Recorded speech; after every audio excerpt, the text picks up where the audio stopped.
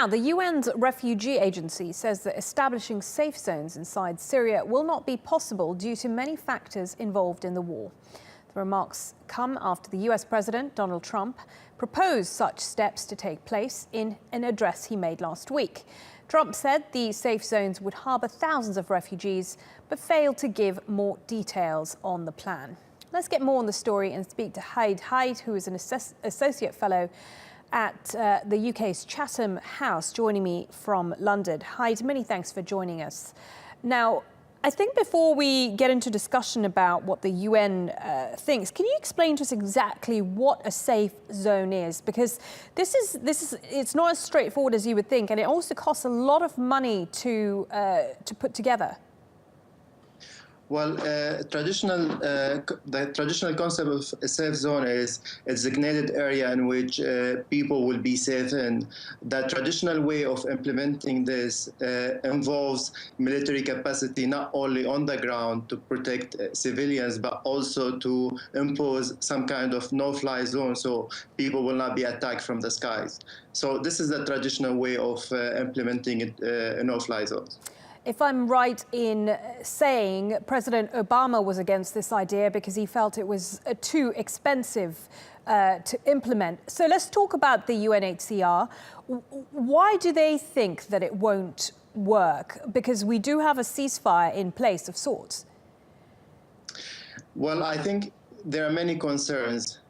The first one is that the concept is still vague. We don't know how this safe zone will be implemented in Syria. We don't know who will be in charge of, first of all, funding it, but also implementing it on the ground. The second concern is mainly related to the fact that we are not sure that civilians who will be pushed to stay in this area will be safe because the protection mechanisms are not clear. The third one is a concern mainly related to the fact that this could be used as a pretext in order to force Syrians to go back to Syria without guaranteeing their safety. And I think the fourth concern is related to the fact that this could be used as a way to legitimize the Syrian regime in order to have some kind of deal in order to establish a no-fly zone or a safe zone. Are you surprised that Lebanon has come out and said that they are in favour of these safe zones? Because Lebanon, of course, one of the neighbouring countries who's hosted many millions of Syrians, but they seem to be in favour of this safe zone.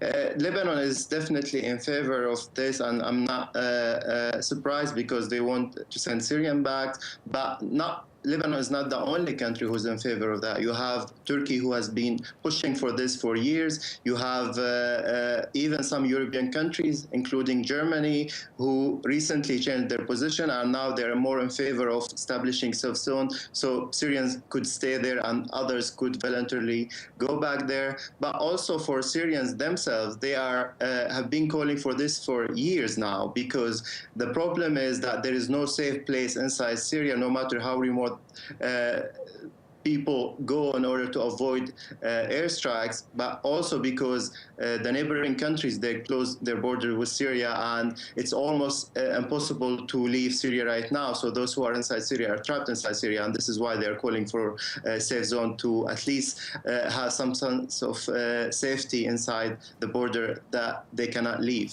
Hyde, are there any circumstances in which safe zones would work? I think, in principle, the dynamics right now are more in favor of creating a safe zone inside Syria, because, first of all, you have the political dynamics that are shifting right now. You have improved relation between Russia and Turkey, and that would help definitely in establishing a safe zone inside Syria. You have more than one de facto safe zones inside Syria. One of them is under the control of the Turkish-led forces in northern Syria, and the other one is under the control of Kurdish forces who are backed by the US in the fight against ISIS. You have also many Gulf countries who showed support for this initiative recently. You have Saudi Arabia, you have Qatar, who said that they're willing to support it, and then you have Russia, who said also that they might be in favor of this as soon as they know more about the details of the implementation of the safe zone.